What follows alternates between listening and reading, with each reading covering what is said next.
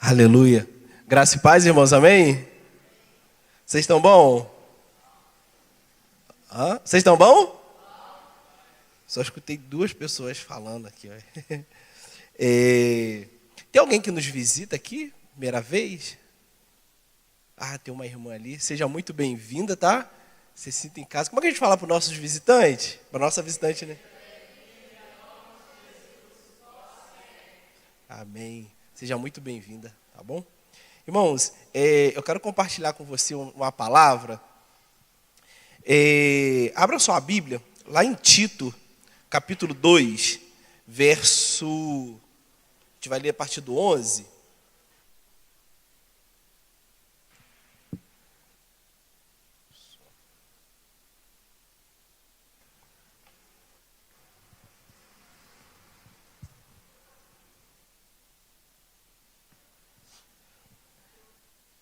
A versão que eu estou lendo é a NAA, tá? Valeu. Tito capítulo 2, verso 11. Diz assim: porque a graça de Deus se manifestou, trazendo salvação a todos os homens. Ela nos educa para que, renegadas impiedades e as paixões mundanas, vivamos neste mundo de forma sensata, justa e piedosa, aguardando a bendita esperança e a manifestação da glória do nosso grande Deus e Salvador Jesus Cristo. Ele deu a si mesmo por nós, a fim de nos redimir de toda iniquidade e purificar para si mesmo um povo exclusivamente seu, dedicado à prática de boas obras. Amém? Você pode se assentar?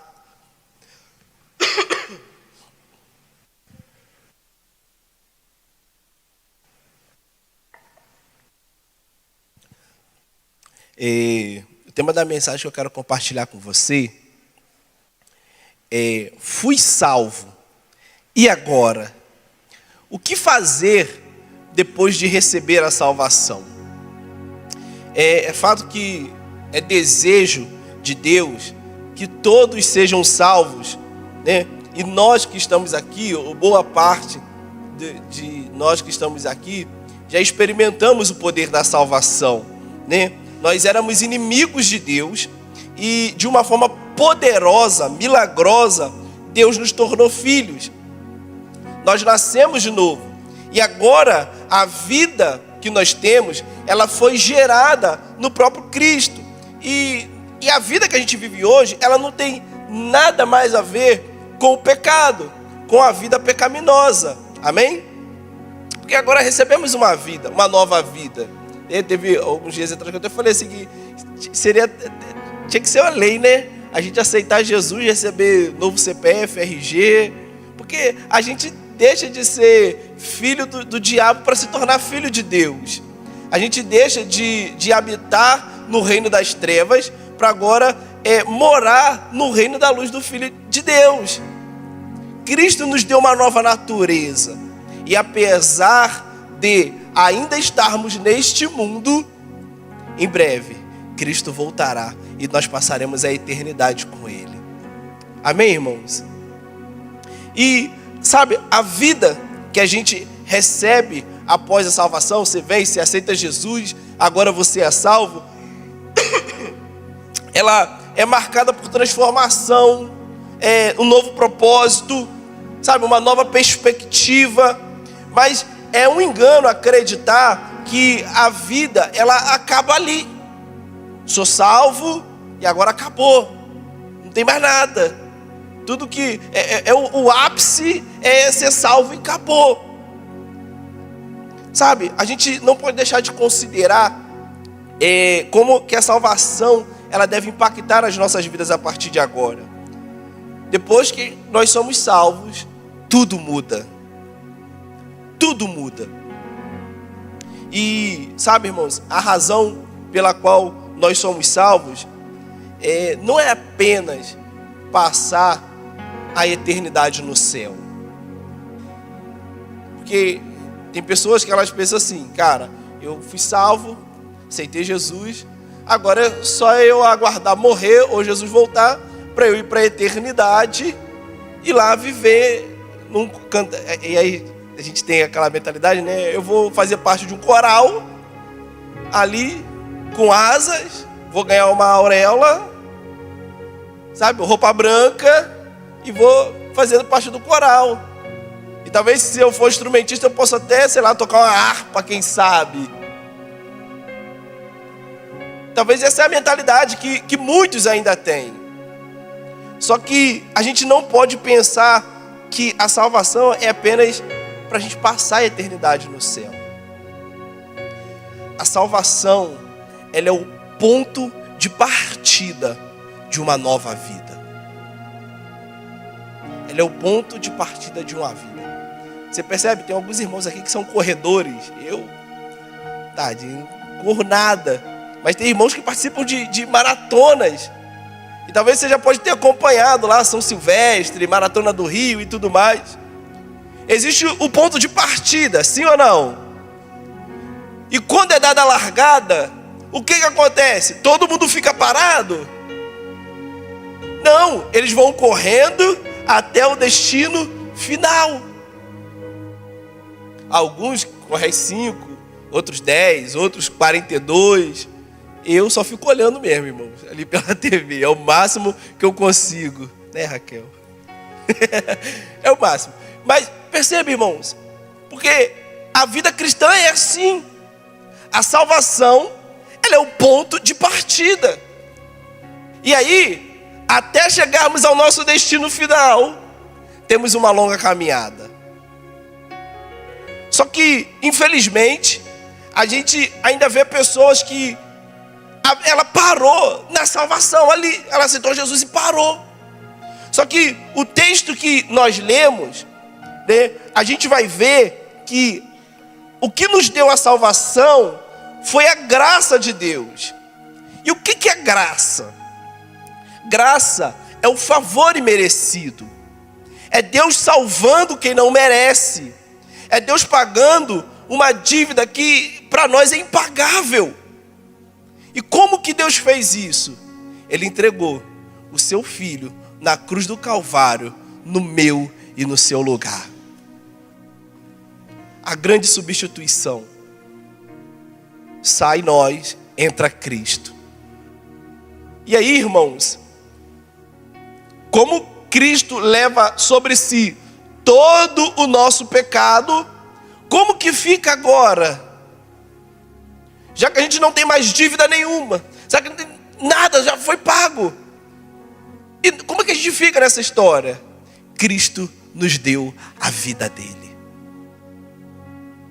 Sabe, irmãos, a salvação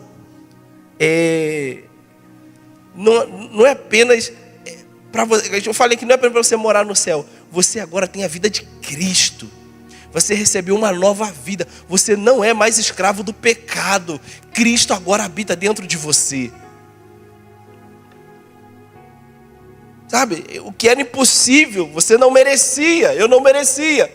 Mas Deus foi lá e fez. Só que, todavia, o mesmo texto que diz que a graça que nos salvou é a mesma graça que vai nos educar, que vai nos orientar a viver essa nova vida. Ou seja, nós não precisamos apenas da graça para sermos salvos. Precisamos de graça também para viver a nova vida em Cristo. Sabe? E para viver essa vida depois de receber a salvação.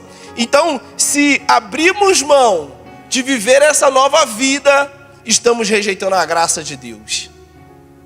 E aí entra um ponto muito sério, porque, pensa, eu não posso rejeitar a graça de Deus, eu não posso aceitar a graça de Deus apenas para ser salvo e rejeitar ela para viver uma vida depois da salvação. Não tem como fazer, não tem como separar. Se recebemos se recebemos a salvação pela graça, a vida de Deus, a vida após a salvação, ela precisa ser vivida também na graça. Se abrimos mão de viver essa vida, estamos rejeitando a graça. Sabe, a nova vida que recebemos para ser vivida aqui, irmãos, nesse mundo caído, cheio de tribulação, enquanto aguardamos a volta de Cristo, ela não é uma amostra grátis do que teremos na eternidade. É a eternidade vivendo dentro da gente. E o texto que a gente leu, ele vai se encerrar dizendo que nós fomos salvos por Ele, somos exclusivos dele. Quantos que são exclusivos do Senhor aqui? Você é exclusivo dele, irmão. Você é só dele. Acabou. Para quê? Para nos dedicar a fazer boas obras. Não sei, mas talvez você já se fez essa pergunta. Beleza, e agora que sou salvo, o que eu devo fazer? Talvez você é novo convertido, já se fez essa pergunta. E agora? Né? Eu sou salvo, fui lá, aceitei Jesus. O que eu devo comer? O que eu devo beber? O que eu devo vestir? Amanhã no Globo Repórter. Onde vivem? Sabe? Como que a gente faz? Talvez você seja crente de muito tempo e você faz essa mesma pergunta. Cara, eu sou salvo, mas eu ainda não sei.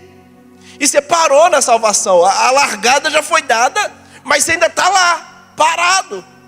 Um monte de gente já correu na sua frente. Outras pessoas chegaram depois de você, já saiu correndo na sua frente. E você talvez ainda esteja parado ali, sem saber o que fazer. E eu quero compartilhar com você alguns pontos. Gente, sempre quando eu venho pregar, esse relógio ele anda muito rápido. Não é possível que é só comigo isso. Meu Deus do céu. Então, o primeiro ponto que eu quero compartilhar com você: viva como alguém que já foi salvo. E parece ser meio óbvio isso. Você pensa, puxa, é lógico. Se eu fui salvo, eu preciso viver como alguém que foi salvo. Só que, sabe, irmãos, não se engane. Essa tem sido uma das maiores dificuldades de alguns irmãos. Eles creem que são salvos, mas não vivem como alguém que foi salvo. E é uma contradição que tem sido a realidade de muitas pessoas. Você perguntar para ela, você é salvo? Sou salvo. Mas a vida que ela vive é contraditória àquilo que ela crê. Pense comigo nessa ilustração. Um homem, ele passa a vida toda mendigando, morando na rua, comendo comida do lixo, não toma banho, não tem roupa, não tem perspectiva.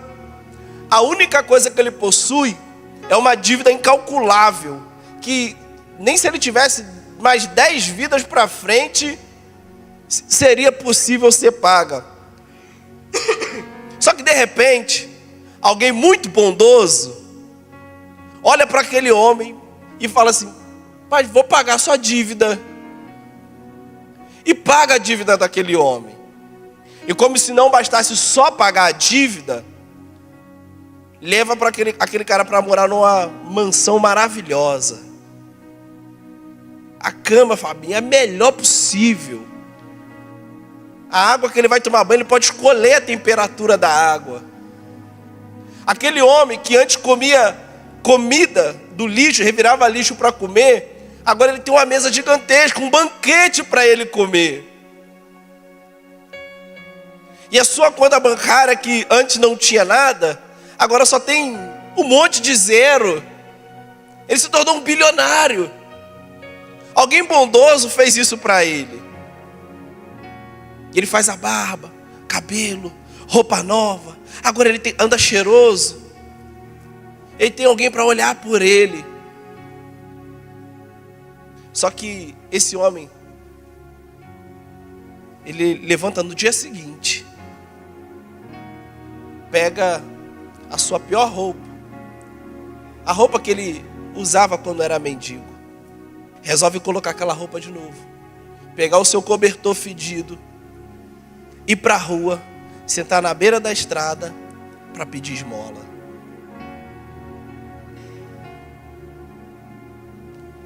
Perceba, como que isso tem sido a vida de muitas pessoas. Elas foram salvas um dia. Irmãos, éramos inimigos. A Bíblia diz que nós éramos inimigos de Deus. E aí Deus nos resgatou. Deus nos fez filho. Deus nos fez, sabe aquela parábola do filho pródigo? Deu roupa nova, sapato novo, anel, fez tudo. Só que no outro dia, aquela mesma pessoa que foi alcançada por essa bondade, resolve viver aquela vida antiga, miserável. Ele tem tudo, mas ele prefere viver como alguém que não tem nada. E isso é um problema muito sério. Por quê? Porque o entendimento errado faz com que muitos daqueles que foram salvos sejam semelhantes a esse homem. E qual que é o entendimento errado? Primeiro, é achar que agora que é salvo, Deus deu a ele uma carta branca para pecar. Tem muita gente que pensa assim: não, agora que eu for salvo, o que faz? Estou aqui na linha de chegada, na linha de partida. Estou salvo, o que eu vou fazer? Agora que eu já estou salvo, vou pecar à vontade. Agora que eu estou salvo, Deus me deu uma carta branca, um cheque em branco. Eu posso fazer o que eu quiser. Mas será que é isso que a Bíblia diz? Projeta para a gente Romanos capítulo 5, por favor. Olha o que Paulo vai nos dizer.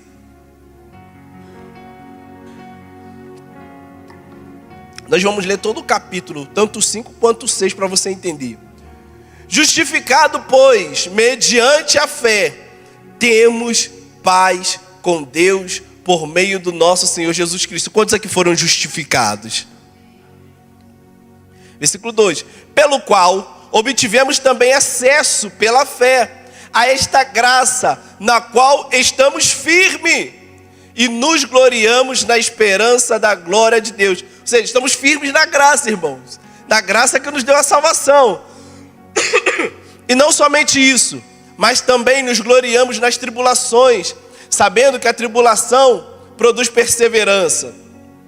A perseverança produz experiência, e a experiência produz esperança.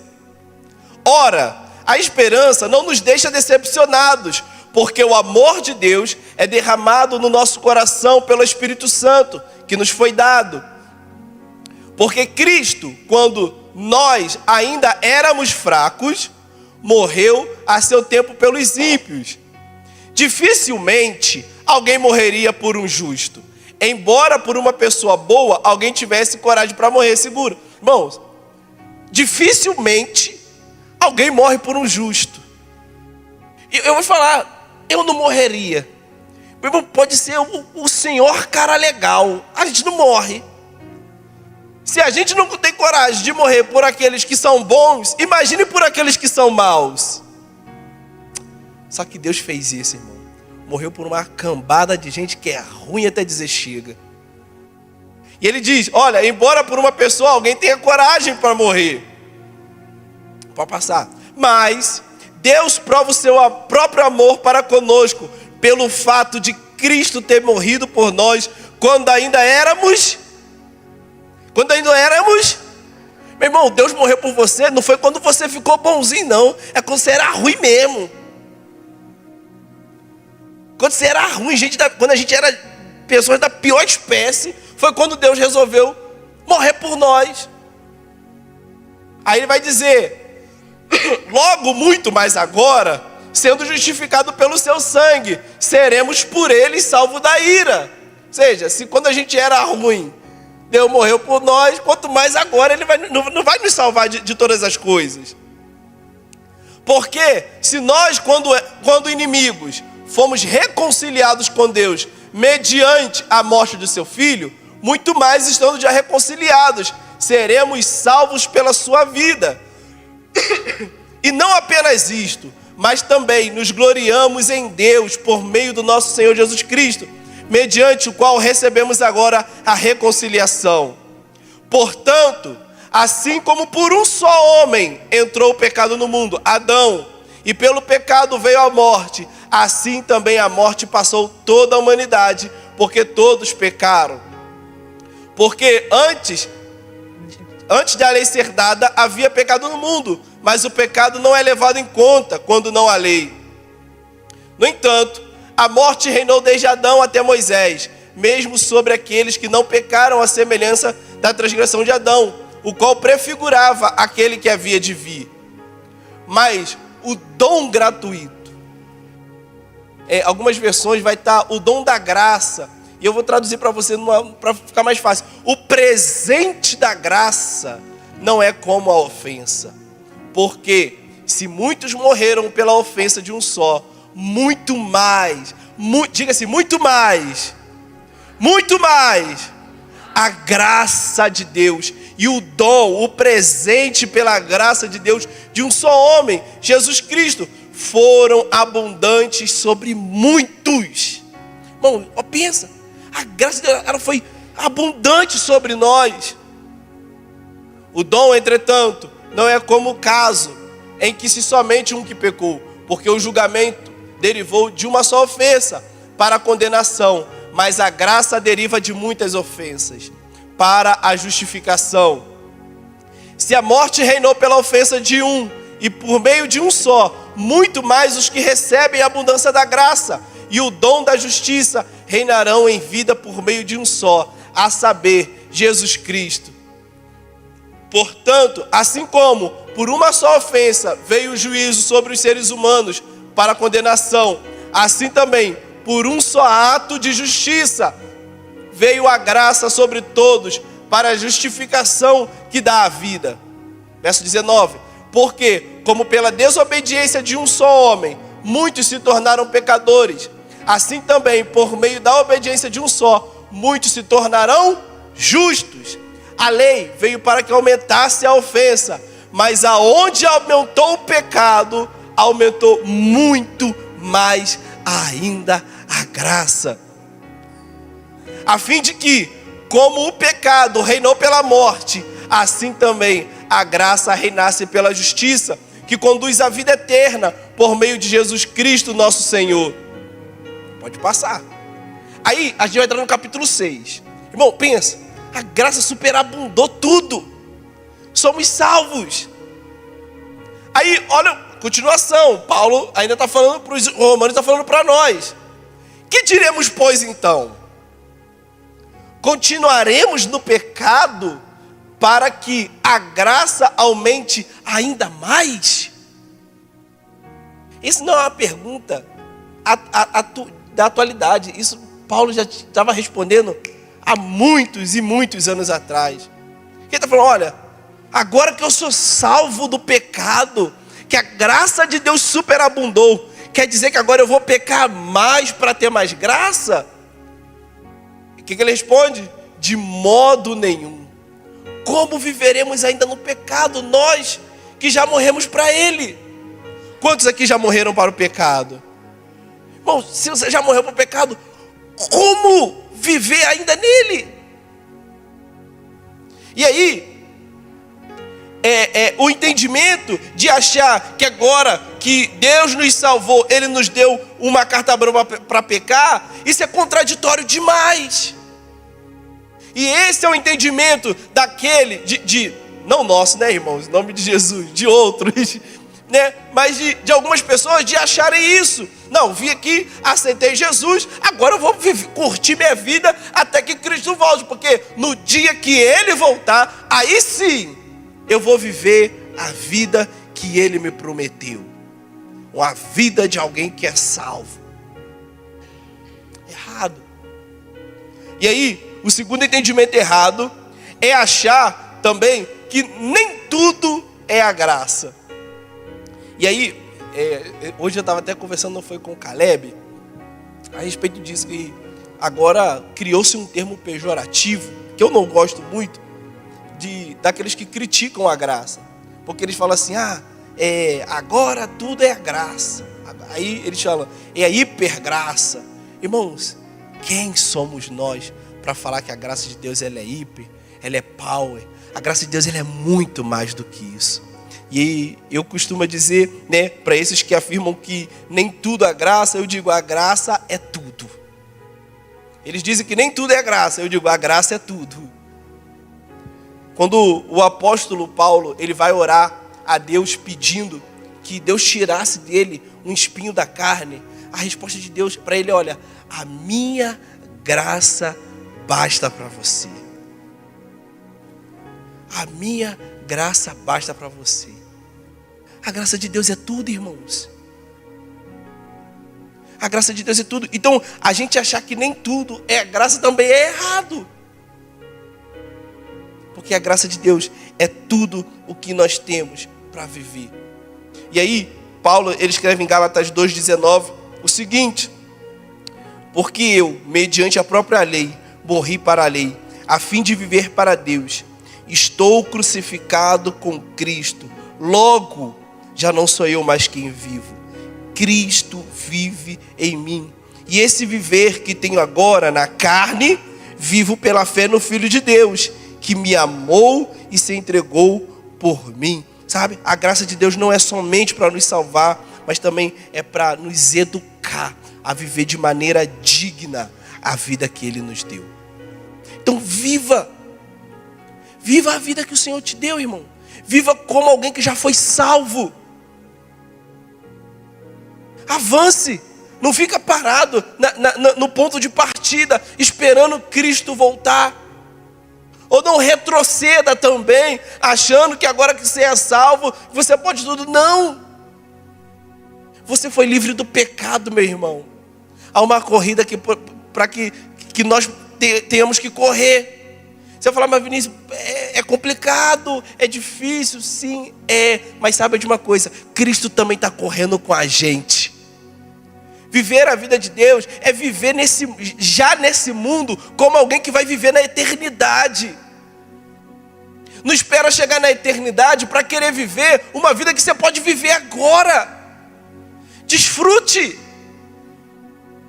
Viva como alguém que já foi salvo. O segundo ponto, meu Deus, tenha revelação do quanto você foi perdoado. Lucas capítulo 7, pode projetar para a gente, por favor. Acho que eu salvei. Lucas capítulo 7, verso 36.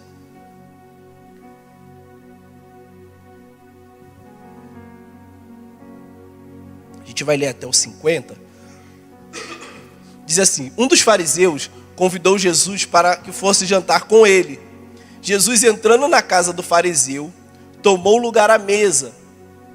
E eis que uma mulher da cidade pecadora, sabendo que ele estava jantando na casa do fariseu, foi até lá com um frasco feito de alabastro, cheio de perfume. E estando por detrás, aos pés de Jesus, chorando, molhava-os com as suas lágrimas e os enxugava os próprios cabelos. Ela beijava os pés de Jesus e os ungia com o perfume. Ao ver isso, o fariseu que havia convidado disse consigo mesmo: se esse fosse profeta, bem saberia que tipo de mulher é essa que está tocando nele, porque é uma pecadora. Jesus se dirigiu ao fariseu e lhe disse: Simão, tem uma coisa para te dizer. E ele respondeu: diga, mestre. Jesus continuou: certo credor tinha 2 devedores. Um lhe devia 500 denários e outro lhe devia 50. E como eles não tinham como pagar, o credor perdoou a dívida de ambos. Qual deles, portanto, o amará mais? Simão respondeu: penso que é aquele quem mais perdoou. Jesus disse: você julgou bem. E voltando-se para a mulher, Jesus disse a Simão: você está vendo essa mulher? Quando eu entrei aqui na sua casa, você não me ofereceu água para lavar os pés.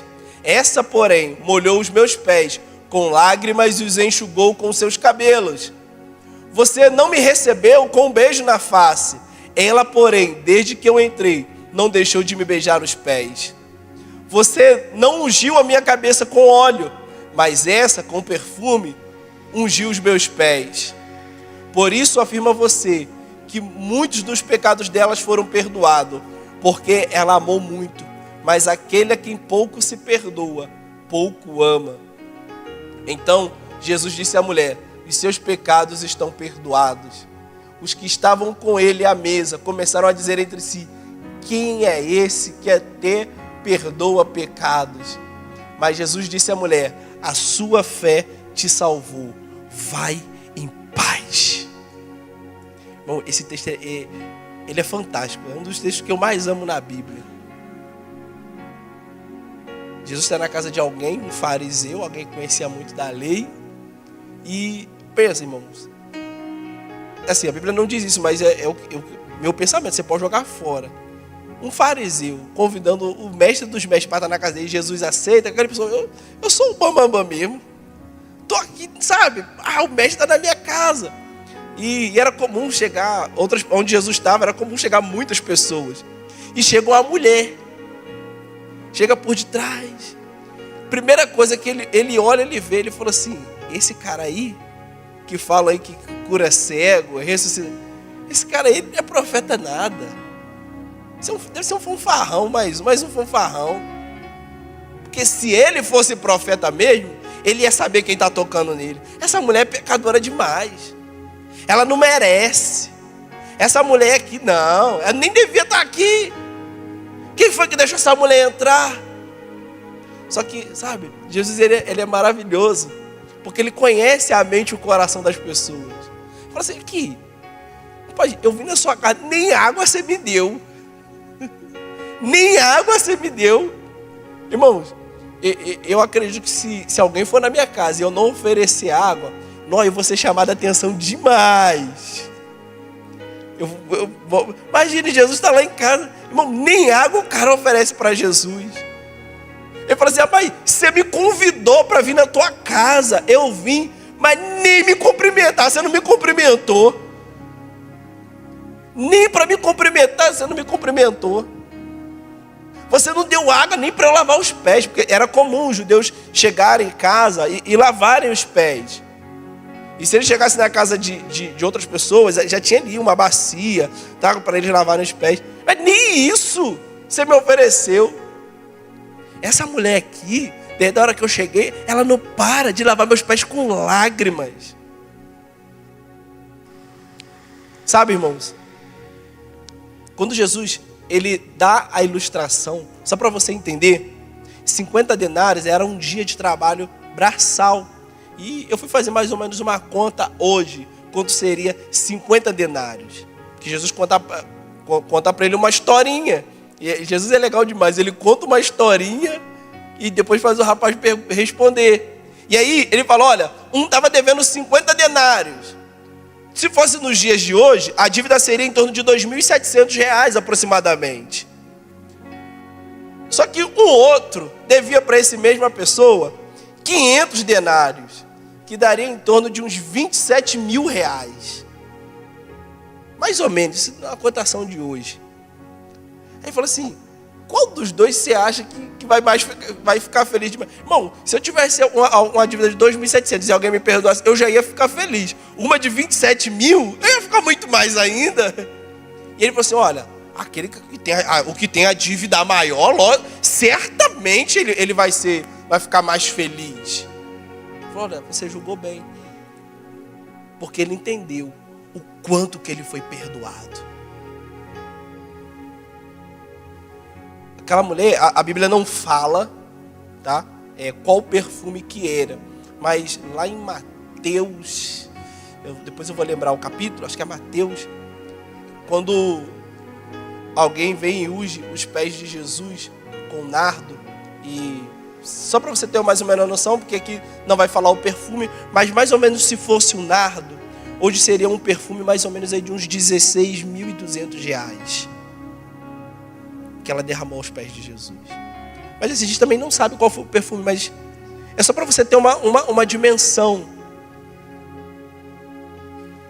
É um perfume caro, irmão. Eu não tenho coragem. Irmão, tá difícil pagar 50 conto num perfume, 16.201, e derramar nos pés de alguém, tá difícil, não dá não.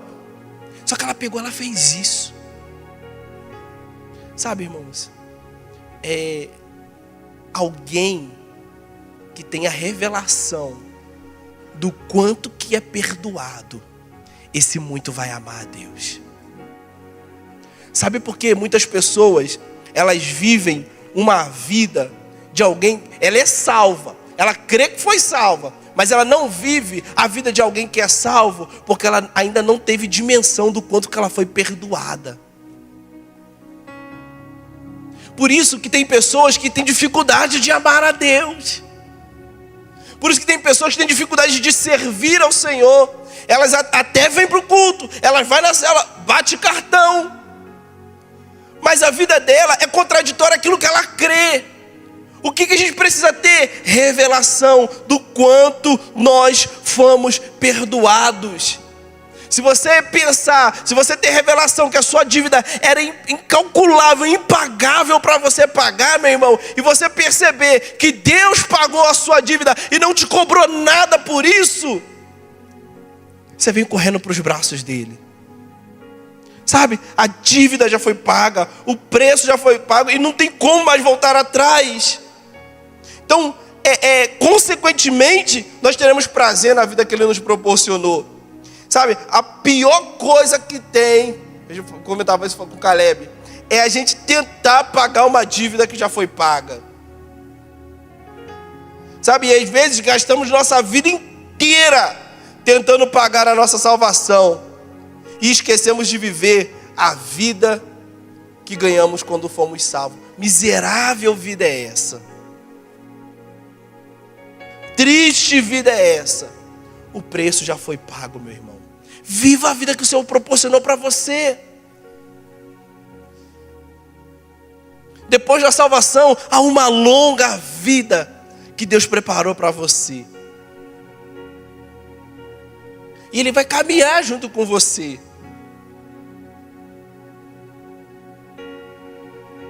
Eu lembro que alguns anos atrás, isso lá no Rio, foi perguntado para alguns irmãos, crentes, irmãos crentes há muitos anos, o que eles estavam fazendo na igreja. E, pasmem, a resposta de alguns irmãos foram: eu estou buscando a minha salvação.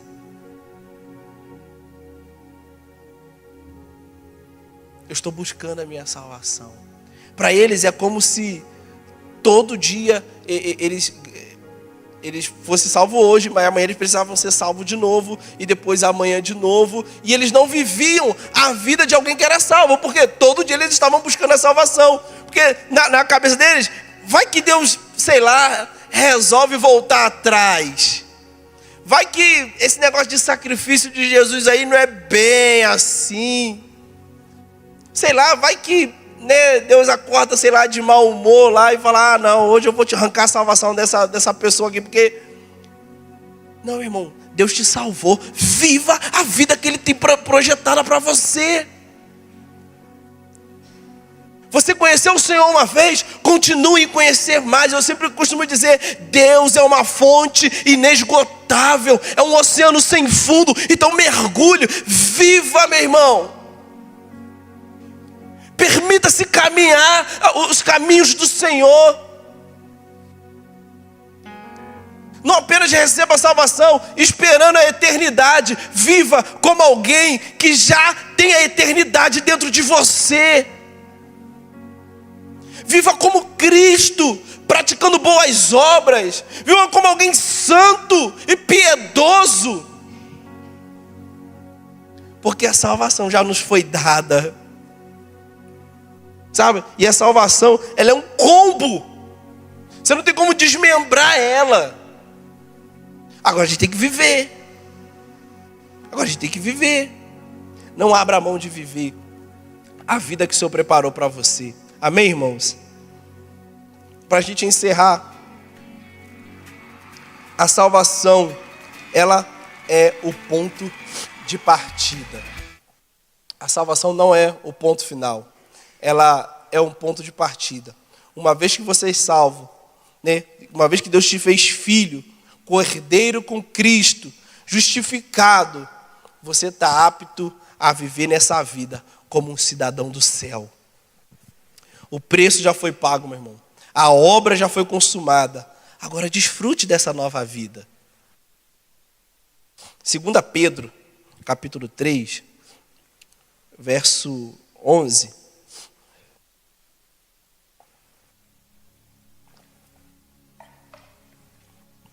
Diz assim: uma vez que tudo será assim desfeito, vocês devem ser pessoas que vivem de maneira santa e piedosa, esperando e apressando a vinda de Deus. Diga comigo: esperando e apressando a vinda de Deus. Olha, ele falou assim: uma vez que tudo assim será desfeito, vocês devem viver de maneira santa e piedosa, esperando e apressando a vida de Deus. E, sabe, esperar e apressar a vida de Deus não é você sentar e falar: ô Deus, bora! Às vezes lá em casa a gente tem que fazer isso, tem que chegar lá: ô, bora filha, bora. Vai na porta do banheiro: vamos, tem que correr. Não é esse esperar, não é dessa forma que a Bíblia está falando. Esperar e apressar a vida a volta de Deus, de Cristo, é você viver a vida que Ele projetou para você nessa terra.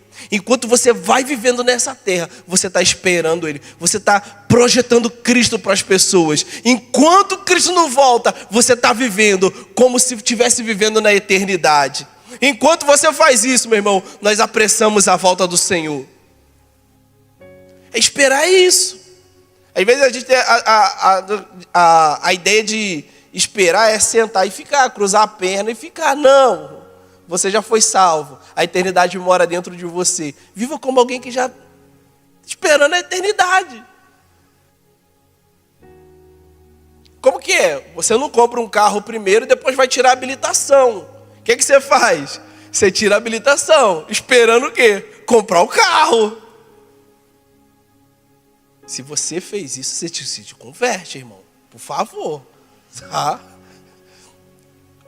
Mas é assim. E aí, o que ele diz? Olha, por causa desse dia, os céus incendiados serão desfeitos e os elementos se derreterão pelo calor. Nós, porém, segundo a promessa de Deus, esperamos novos céus e nova terra, no quais habitais a justiça. Quantos aqui esperam novos céus e nova terra? Só 2 pessoas que eu ouvi, ó. Se vocês não esperam, começa a esperar, irmão. Por essa razão, amados, esperando estas coisas, esforçam-se para que Deus os encontre sem mácula, sem culpa e em paz. E se esforça. Sacode alguém que está perto do seu lado e fala assim: se esforça, pelo amor de Deus. Se esforça. Faça, sabe, aquele desenho do Dick Vigarista do Mantra, que ele falava: Mantra, faça alguma coisa, meu irmão. Você é salvo. Você é salvo. Existe uma pista, uma vida para você correr. Corra na fé do Filho de Deus. E eu vou dizer para você, meu irmão, hoje aqui, eu posso dizer isso em nome da minha esposa: se você que é jovem, está aqui e você não sabe o que fazer da sua caminhada, nós queremos caminhar junto com você. Até que Cristo venha e nos encontre sem culpa, sem mácula, em paz, esperando e apressando a volta dele. Para vivermos a eternidade junto, não cantando, não com auréola, não é isso. Nós vamos viver a eternidade junto do nosso amado. Nós olharemos nos olhos dele, meu irmão. Nós o abraçaremos. Nós iremos beijá-lo, agarrá-lo, sentir o cheiro dele. E eu não sei, mas eu acho que vai ser muito pouco a gente dizer: obrigado, Cristo, porque você nos salvou. Irmão, eu vou dizer para você, uma eternidade é muito pouco para a gente agradecer a Deus por tudo que Ele fez por nós. Eu penso que é muito pouco. E aí, para a gente encerrar, nossa Deus, tem que encerrar. E ao falar desse versículo 15: e considerem a longanimidade do nosso Senhor como oportunidade de salvação, como também o nosso amado irmão Paulo escreveu a vocês, segundo a sabedoria que lhe foi dada, ao falar a respeito desses assuntos, como que de fato costuma fazer em todas as suas cartas, Nelas há certas coisas difíceis de entender, que aqueles que não têm instrução e são instáveis deturparão, como também deturparão as demais escrituras, para a própria destruição deles. Portanto, vocês, meus amados, visto que já sabem disso, tenham cuidado para que não sejam arrastados pelo erro desses insubordinados e caiam da posição segura em que se encontrem. Pelo contrário, cresçam na graça e no conhecimento do nosso Senhor e Salvador Jesus Cristo. A salvação é para que você cresça na graça e no conhecimento do nosso Senhor e Salvador Jesus Cristo. Vamos percorrer, meu irmão, essa jornada. Você é salvo. E agora? Agora viva. Viva essa nova vida. Viva em novidade de vida. Espere Cristo vivendo a vida que Ele nos proporcionou. Fica de pé.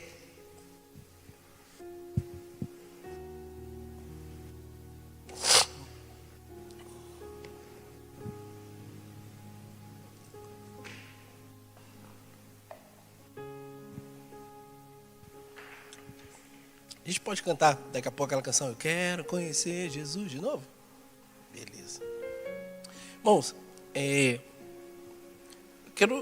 você que está aqui, que nunca levantou, nunca confessou Jesus como Senhor da sua vida, e você quer fazer isso hoje, você fala, cara, eu preciso, eu nunca confessei Jesus, eu quero receber essa salvação, eu quero viver essa vida. Levante suas mãos assim que eu quero orar com você.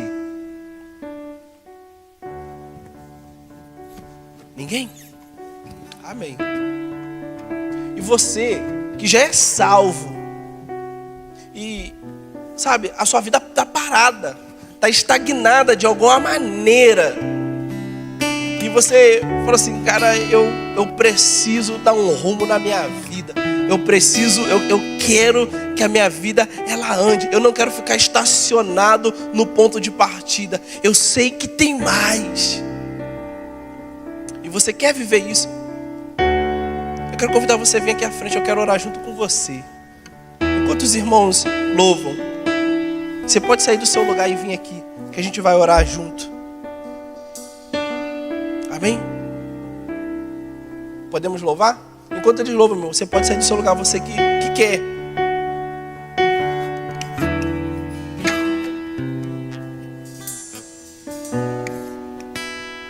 Meu amado é o mais belo entre milhares e milhares. Meu amado é o mais belo entre milhares e milhares. Meu amado é o mais belo entre milhares e milhares.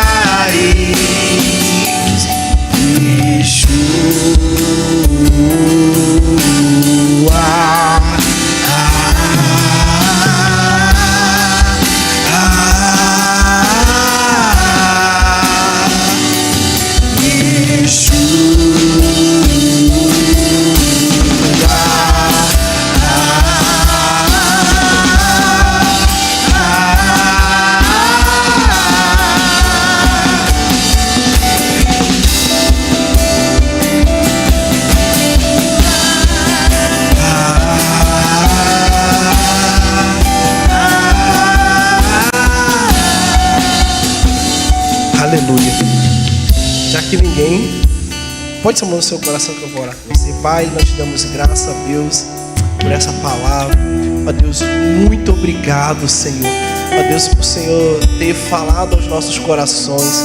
Ó Pai, nos ensina, nos ajuda a viver a vida que o Senhor proporcionou para nós. Pai, nós não queremos nos contentar em apenas sermos salvos, ó Pai. Nós queremos viver como alguém que é salvo, Senhor Deus da glória. Pai, nós queremos expressar a sua vida aos outros. Pai, nós queremos viver já a eternidade, Senhor Deus da glória, esperando e apressando a sua volta. Muito obrigado, Senhor. Abençoe nossa ida para o nosso lar, Senhor. Ó Deus, nos dê um domingo abençoado, ó Pai, que possamos estar aqui juntos, Pai, para louvarmos e bendizermos ao Teu santo e poderoso nome, ó Pai. Nós te damos graça em nome de Jesus. Amém. Você pode aplaudir o Senhor, meu irmão.